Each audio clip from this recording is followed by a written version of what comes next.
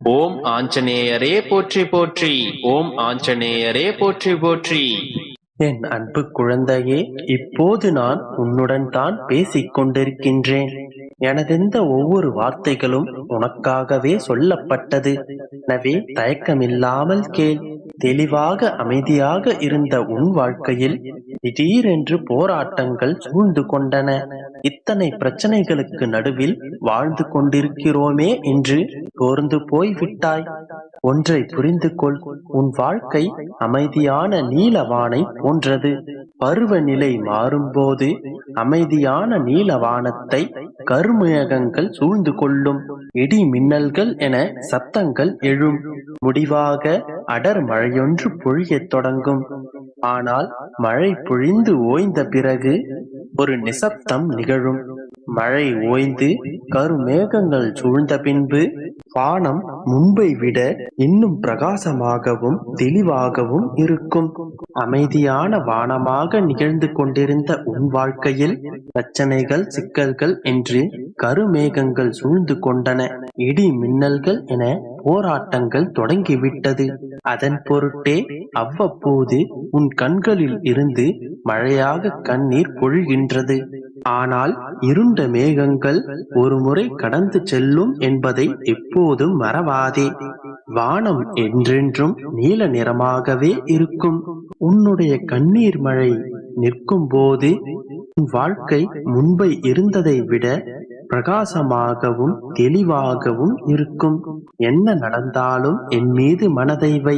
நடக்கப் போவதை ஒருமித்த மனதுடன் முழுவதுமாக ஏற்றுக்கொள். வானமே உன் மீது விழுந்தாலும் கவலைப்படாதே. உன்னை காப்பாற்ற நான் இருக்கும் போது உனக்கு ஏன் இந்த கவலை? சூழ்ந்துள்ள மழை மேகங்களை பார்த்து எப்போதும் பயப்படாதே. கஷ்டங்கள் எனும் இடி மின்னலிலிருந்து தப்பிக்க நினைக்காதே. உன் தோல்விகளை கண்டு பயந்து விடாதே. தோல்விகள் வேண்டாம் என்று ஓடவும் செய்யாதே. தோல்வியை எதிர்கொள். அதிலிருந்தும் உனக்கு நிச்சயமாக பல பாடங்கள் கிடைக்கும். உன் பிரச்சனைகளுக்கெல்லாம் நீ பயந்து ஓடிக்கொண்டிருந்தால் மழை மேகம் பொழியாது. உன் கார் மேகங்கள் விலகிச் செல்ல வாய்ப்பிருக்காது. எல்லாவற்றையும் அனுபவித்துக்கொள். உனக்கான மகிழ்ச்சியையும் அனுபவிக்க தயாராக இரு. நீ வீணாகத்தான் எப்போதும் பயப்பட்டு கொண்டிருக்கின்றாய். நீ பயப்படும் அளவிற்கு எதுவும் நடக்காது என் செல்லமே. உன்னுடைய தூய்மையான எண்ணங்களும் துணிச்சலான செயல்களும் எப்போதும் உன்னிடம் இருந்தால் உன் வாழ்க்கை செழிக்கும். உனக்கான மழை மேகங்கள் நிச்சயம் கலையும். உன் வானம் நிச்சயம் விடியும். குறித்து வைத்துக்கொள். இன்று அலட்சியப்படுத்தப்பட்ட நீ நாளை மிக முக்கிய ஆளாக முன்னேற்றமடைவாய். உன் தன்மானத்தை இழக்காமல் உறுதியோடு முயற்சி செய்து கொண்டிரு. நிச்சயமாக எல்லோர் கண்ணும் பார்க்கும் வண்ணமே நீ உயரப் போகின்றாய். எல்லாம் கூடிய விரைவில் முடிவுறும். அதுவரை என் மீது நம்பிக்கை வைத்து சற்று பொறுமையாக காத்திரு. மற்றதை நான் பார்த்துக் கொள்கிறேன். நம்பிக்கையோடு இரு. நல்லதே நடக்கும். என் குழந்தையே, உன்னை நான் சில நாட்களாக கூர்ந்து கவனித்து வருகின்றேன். பாசம் பாசம் என ஏங்கி அந்த மாயையில் சிக்கி உருக்குலைந்து விட்டாய். உண்மையான பாசத்திற்காக நீ ஏங்கும் ஏக்கத்தை என்னால் காண முடியவில்லை. இது பொய்யான மாயை நிறைந்த உலகம் என எத்தனையோ வழிகளில் உனக்கு நான் உணர்த்தி இருக்கின்றேன்.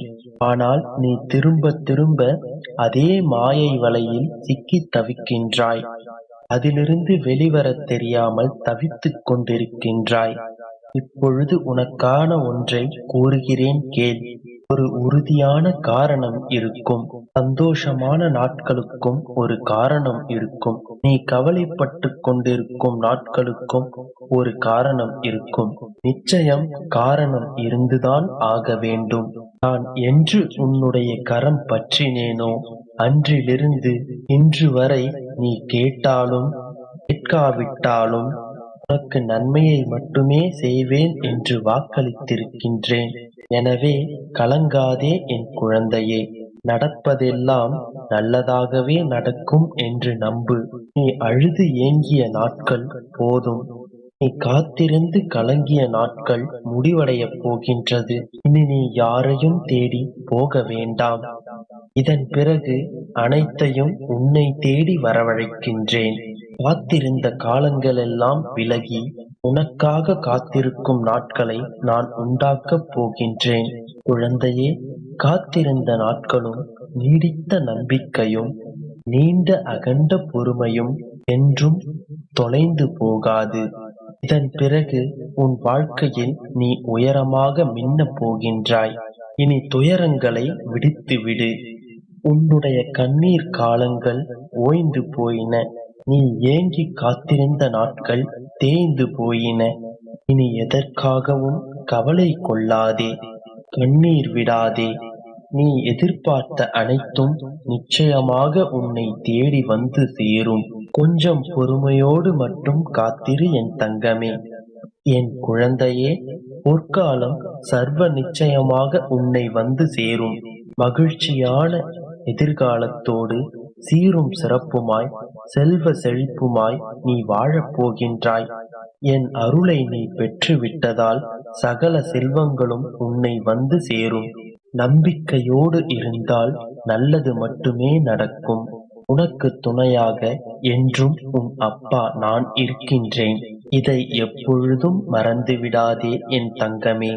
நல்லதே நினை, நல்லதே என் அன்பு குழந்தையே. ஒவ்வொரு நாளும் நம் வாழ்வில் பல நிகழ்வுகள் நடக்கின்றன. சில நிகழ்வுகள் மகிழ்ச்சியை தரலாம், சில நிகழ்வுகள் கவலைகளையும் தரலாம். தினமும் நாம் பல நபர்களை சந்திக்கின்றோம். அவர்கள் ஒவ்வொருவரும் நமக்கு ஏதாவது ஒன்று கற்பிக்கலாம், அல்லது அவர்களுக்கு நம்மால் ஏதாவது கற்பிக்கப்படலாம். சில நபர்களும் சில பொருட்களை நம்மிடம் விட்டுச் செல்கின்றனர். சிலர் நம்மை தேடி வந்தடைகின்றனர். இவை அனைத்திற்கும் நிச்சயமாக ஒவ்வொரு காரண காரியம் உண்டு. நாம் அனைவரும் நம்முடைய இறைவனால் நிச்சயமாக கவனிக்கப்படுகின்றோம். நமக்கு எதுவும் காரணமின்றி நடப்பதில்லை.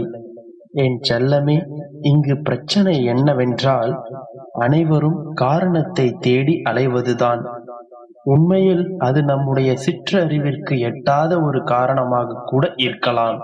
ஆம் செல்லமே, நிகழ்வுகளுக்கான காரணங்களை தேடி அலையாதே. அனைத்தையும் புரிந்து கொள்ள முயற்சிக்காமல் உன்னை படைத்தவன் நான், என்னை புரிந்து கொள்ள முயற்சி செய். உன்னை படைத்த என்னை முழுமையாக நம்பு. என்னை முழுமையாக புரிந்து கொள்ள முயற்சிக்கும் பொழுது உன் வாழ்வில் நடக்கும் அனைத்தும் ஒரு காரணம் காரியத்திற்காகத்தான் என்பது உனக்கு புரியும். நிகழ்த்துபவனை முழுமையாக நம்பினால் நிகழ்வது அனைத்தும் நன்மைக்கே என்று உனக்கு புரியும். நடப்பவை அனைத்தும் நன்மைக்கே என் கண்மணியே.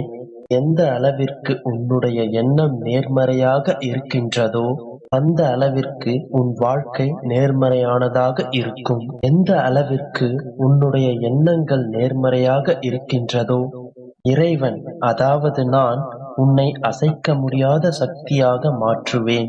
இயற்கையாக குறும்பு பிடித்தவர்கள், அதிக பிரசங்கித்தனங்கள், வாய் அவதூறு பேசுபவர்கள், கேலியை நாடுபவர்கள், தன்னுடைய தற்பெருமையை பற்றியே பேசி பேசி வாதம் செய்பவர்கள், இவர்கள் எவருமே என்னுடைய முக்கியத்துவத்தை அறிய மாட்டார்கள்.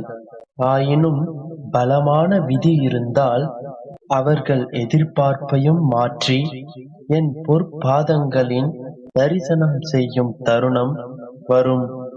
அவர்களின் பூர்வ ஜென்ம புண்ணியத்தின் பலன்களை அவர்கள் புரிந்து கொண்டால் அவர்களின் வாழ்க்கை நன்றாக இருக்கும். நான் நல்லதையே நடத்தியும் காட்டுவேன்.